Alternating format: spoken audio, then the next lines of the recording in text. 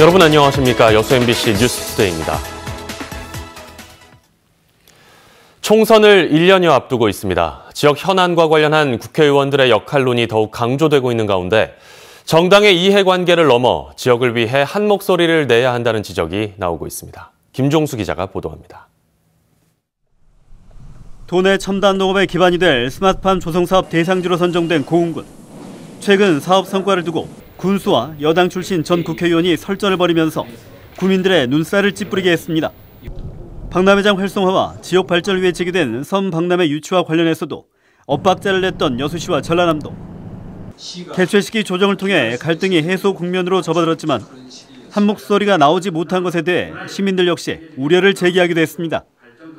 이와 관련해 지역 내 현안 사업 해결을 위해 지역 국회의원들의 역할론이 다시 부각되고 있습니다.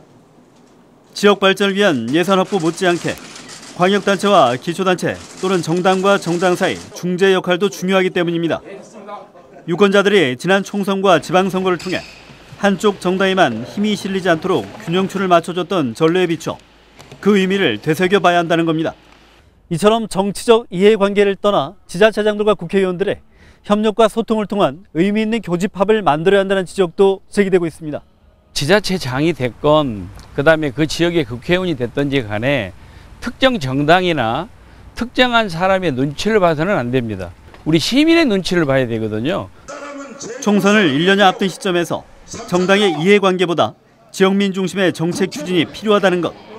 출마 예정자들도 당적을 떠나 적극적인 대안 제시로 인물 중심의 선거 체질의 변화를 주도해야 한다는 주장에도 힘이 실리고 있습니다. 좋은 인재를 발굴하고 겸허하게 국민의 소리에 귀를 기울이는 것이 난 무엇보다도 중요하다고 생각을 합니다.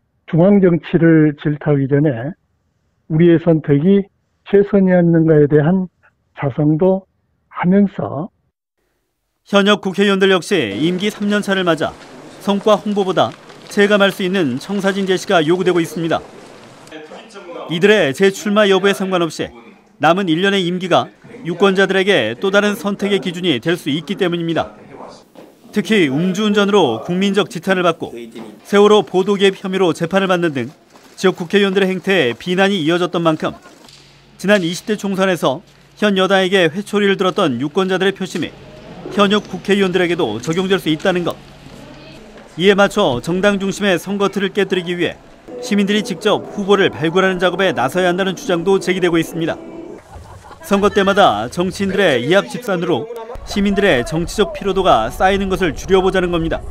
지역 내에서 많은 각계각층들의 사람들이 모여서 시민 후보를 만들어내는 과정이 지역 내 정치의 모형을 만들고 역사를 만드는 과정이라고 생각을 합니다.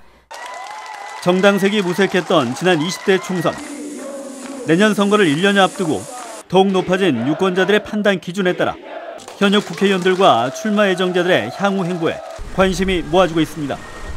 MBC 뉴스 김종수입니다. 전라남도가 섬 생활연료 해상운송비 50%를 지원합니다. 전라남도는 해운법 개정에 따라 오는 6월부터 국비 2억 3천만 원을 확보해 LP가스와 유류, 연탄과 목재 펠릿 등 4가지 품목의 생활연료 해상운송비의 50%를 섬 주민들에게 지원하기로 했습니다. 전남도는 지난 2007년부터 지난해까지 도서민들의 생활필수품 해상운송비 161억 원을 전액 지방비로 지원하고 있으며 연간 170여 개 섬 지역 5만 2천여 명의 도서민들이 혜택을 받고 있습니다. 순천시가 오는 20일 순천만 국가정원에서 2019 정원의 날 행사를 갖습니다.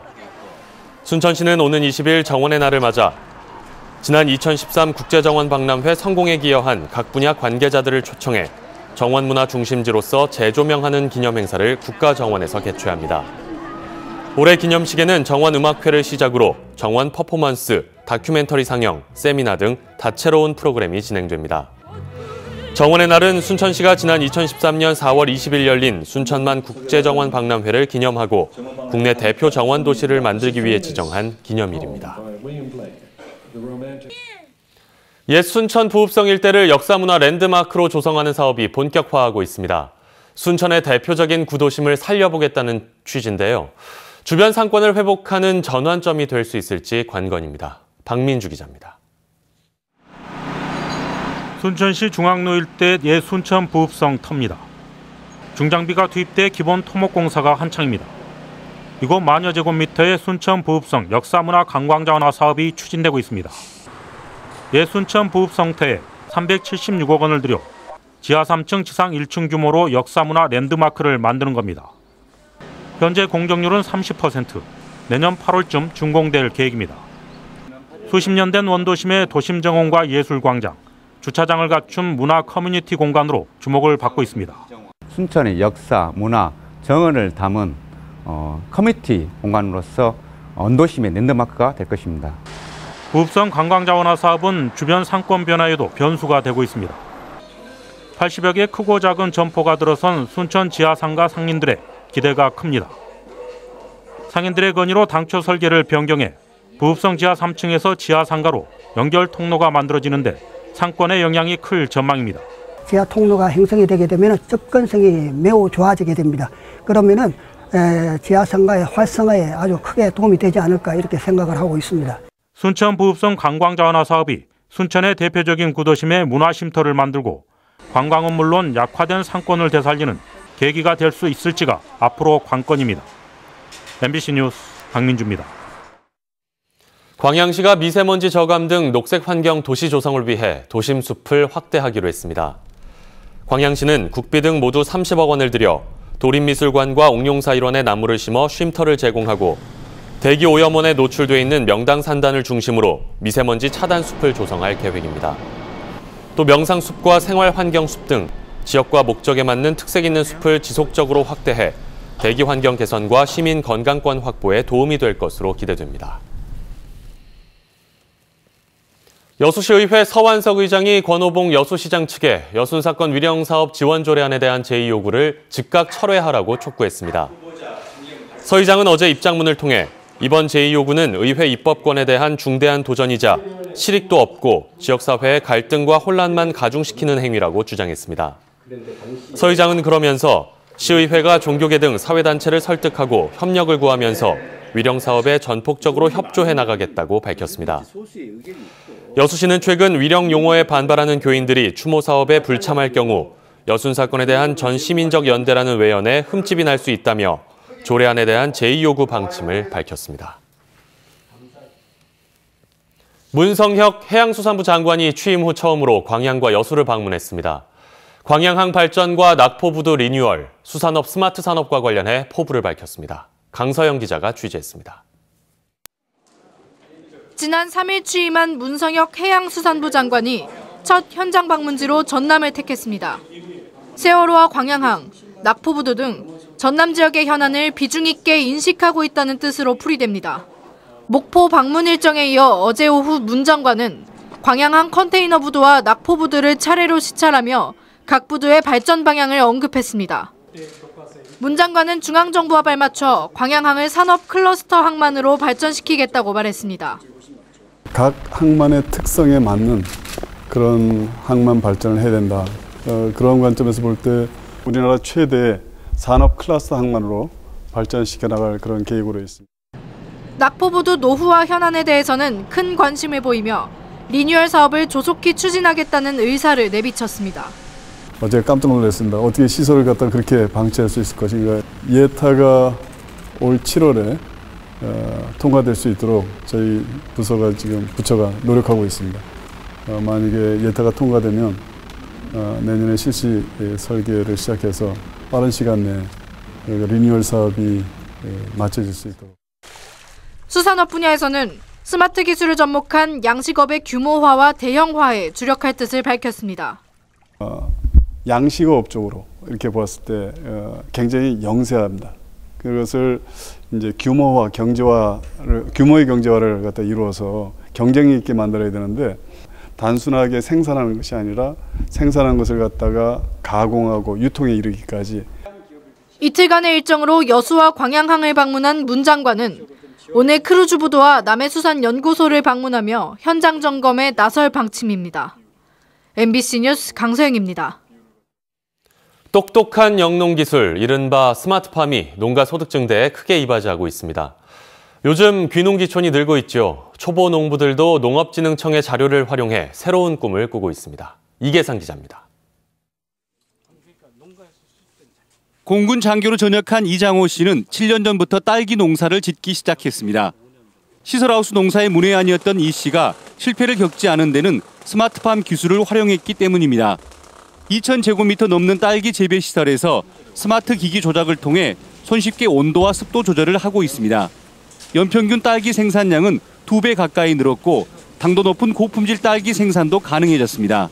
환경 관리를 잘 하니까 그런 곰팡이라든지 뭐 이런 딸기가 안 나오기 때문에 상품성이 좋은 딸기를 많은 양을 수확할 수 있다는 겁니다.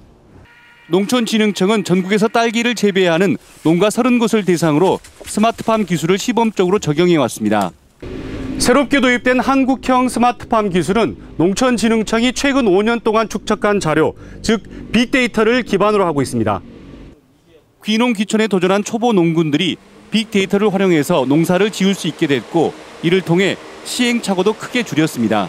농가가 기기를 조작하는 것도 있고 여러 가지가 있습니다만은 소위 언어를 통해서 명령을 내릴 수도 있고 언어를 통해서 의사소통을 할 수 있는 보편적인 기술로 아마 곧 정착될 것 같습니다. 농촌진흥청은 보다 많은 농업인들이 스마트팜 설비를 활용할 수 있도록 내년까지 전체 시설 면적의 40% 이상까지 스마트팜 보급을 확대해 나가기로 했습니다. MBC 뉴스 이계상입니다. 전남의 초등학생들을 대상으로 물놀이 안전사고를 막기 위한 생존 수영교육 지원 조례가 제정됐습니다. 전라남도 교육청 초등학교 생존 수영교육 지원 조례는 세월호 참사 이후 국가 차원에서 시행되고 있는 생존 수영이 전남의 경우에는 수영장이 부족해 확산되지 못하는 점을 해소하기 위해 마련됐습니다. 조례를 대표 발의한 조광영 전남도 의원은 생존 수영교육은 구조자가 올 때까지 물에서 버틸 수 있는 능력을 익히는 것으로 교육청과 지자체의 지원과 협력체계 구축에 관한 사항이 포함되어 있다고 밝혔습니다. 정의당이 도내 경제민주화 지원조례 통과와 관련해 환영의 뜻을 밝혔습니다. 봄꽃나들이 아직이시라면 오늘 한번 계획해보시는 건 어떨까요? 앞으로 올해 봄 중에서 오늘만큼 꽃 구경하기 좋은 날이 없겠습니다. 다행히도 날이 어제만큼이나 따스해서 활동하기 괜찮겠는데요.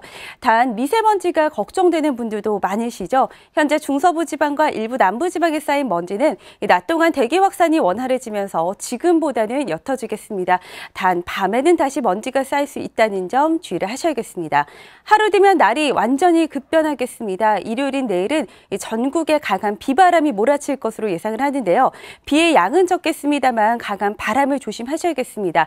강풍 피해도 우려되고요. 특히 대기 불안정이 심한 중부지방 중심으로는 벼락과 함께 우박이 떨어지는 곳도 있겠습니다. 강원 산지로는 내일 오후까지 최고 1에서 5cm가량의 눈이 내려 쌓이겠습니다.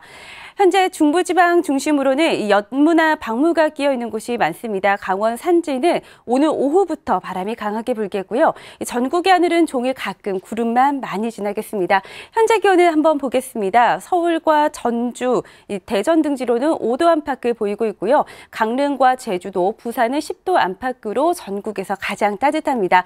한낮 기온은 강릉과 포항이 20도, 서울을 포함한 대부분 지방이 20도를 웃돌면서 따뜻하겠습니다. 비는 내일 새벽부터 시작되겠고 남부지방은 낮에, 중부지방은 오후에 그치겠습니다. 비가 그친 뒤로는 대체로 맑은 날들이 많겠고요. 기온도 갈수록 올라서 따뜻한 날들이 많겠습니다. 날씨였습니다.